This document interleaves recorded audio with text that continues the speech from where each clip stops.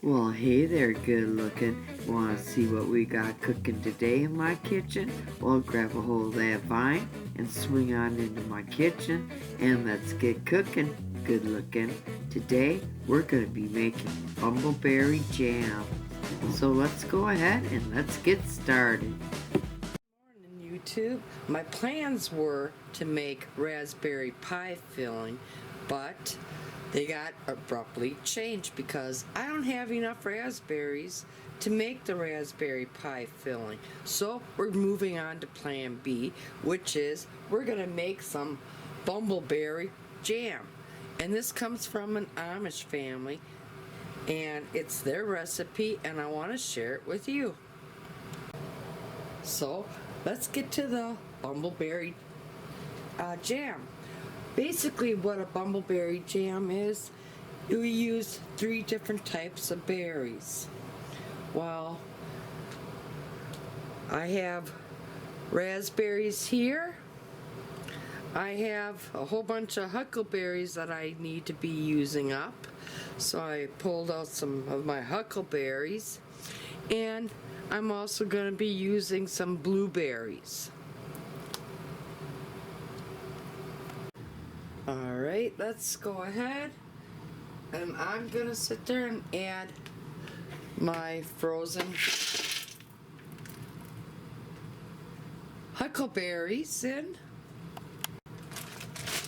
I'm gonna add my frozen blueberries in.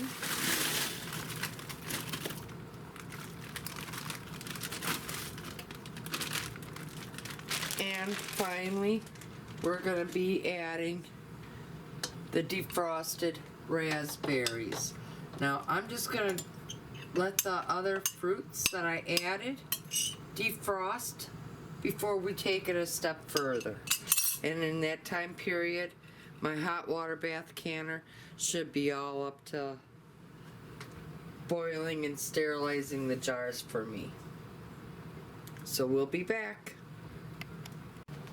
And let's go ahead and add our pectin while I'm waiting for my berries to all defrost. So that would be, and I'm using the classic pectin. So add 6 tablespoons. Go ahead, add a tablespoon of butter. That'll keep the foaming down. You don't have to if you don't want to. That is optional, but I usually do. And you're going to be needing 4 cups of sugar, but don't add that. We're going to keep the sugar off to the side, so go ahead and measure out your sugar. Alright, I can turn this down because it's all boiling. I have my sugar already measured out. Now, just in case anybody out there does not have huckleberries, or they are not in the area that they can easily go out and forage the woods and countryside for the huckleberries, I didn't have to do that. I grew my huckleberries myself. I will be growing them next year in my garden because this is the very, well, I got a few more that I'm going to be making huckleberry jam with. But if you do not have the huckleberries, I would sit there and replace the huckleberries with blackberries. So I would have the raspberry, blackberries, and the blueberries. Also, if I was using the fresh berries, you would add a half a cup of water. But because my berries are all frozen, I'm not adding that half a cup of water, because when they're all defrosted, you get plenty of the water that, the juice, which would be, the water that you would be adding, would be measuring up to about the same amount that you need. So I'm eliminating the water. They're almost defrosted all the way, so let's go ahead and come down here to our jam button, push that, and I'm going to increase ours to 30 minutes. I'm going to come down here and I'm going to push the enter button, and we're going to wait, I think it's 4 minutes in, for it to beep, and as soon as that beeps, that's when we're going to be adding our sugar. So we're going to let this do its little magic, and we'll see you in about 4 minutes.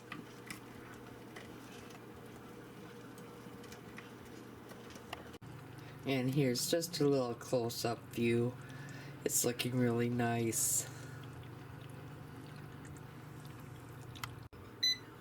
And there it is. So let's go ahead, remove our cover, grab our sugar, and evenly pour it throughout.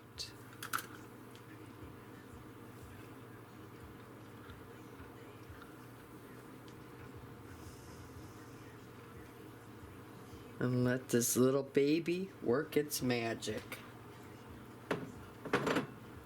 Put the cover back on, and I will see you in 26 minutes. Let's give you another close-up view. The sugar is blended all in, and now we're just waiting for it to melt all in and create all the goodness. But basically what Bumbleberry Jam is, it's any berry that you stumble upon, you can sit there and put it in a jam, and that's what makes it Bumbleberry Jam. So any berry you stumble upon, Bumbleberry Jam it. Alright, I took my immersion blender and I blended up all the berries because I don't like mine so chunky. I like mine a little bit smoother. So now let's go ahead and ladle it up into jelly jars. Now I'm going with this little 4-ounce jelly jars because this is a well-requested recipe of mine to a lot of people, and I just put it in the smaller little jars because it works great for Christmas time when you're giving out gifts and stuff. And you're gonna need 1/4 inch headspace. And that looks about right. So let me go get my paper towel. Okay, I have my paper towel, so let's go ahead, remove the canning funnel, put that over here, dip our paper towel into the vinegar, and run your paper toweling. It was dipped in the vinegar all across the rim. Grab a lid, put a lid on, put your ring on,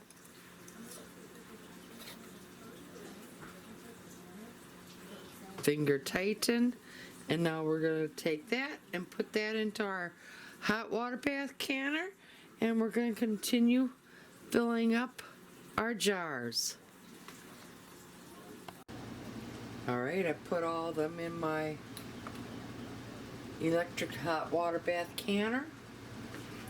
Go ahead, put your diffuser on, put your lid on. Oops, wrong lid. That's to the jelly maker. There you go. Now, bring this up to a full boiling boil. Put it also over here onto your canning, so it does come up to that hard boil that we need. And then we're going to sit there and start our timing process for 10 minutes. After the 10 minutes, We're gonna sit there and turn this off. You're gonna leave these sit inside your hot water bath canner for an additional 5 minutes before we remove them.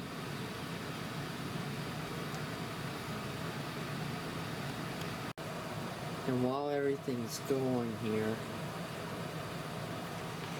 I just had to sit there and show you. I'm gonna enjoy myself some, because this is the best part of jam and jelly making, is when you get to have a piece of toast while you're waiting for them to hot water bath and sit down and enjoy the deliciousness of all your time spent in the kitchen.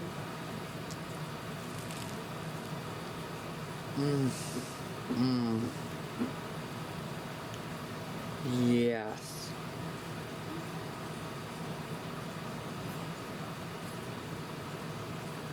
That is really good. Makes me now wish I would have made myself a peanut butter and jelly sandwich.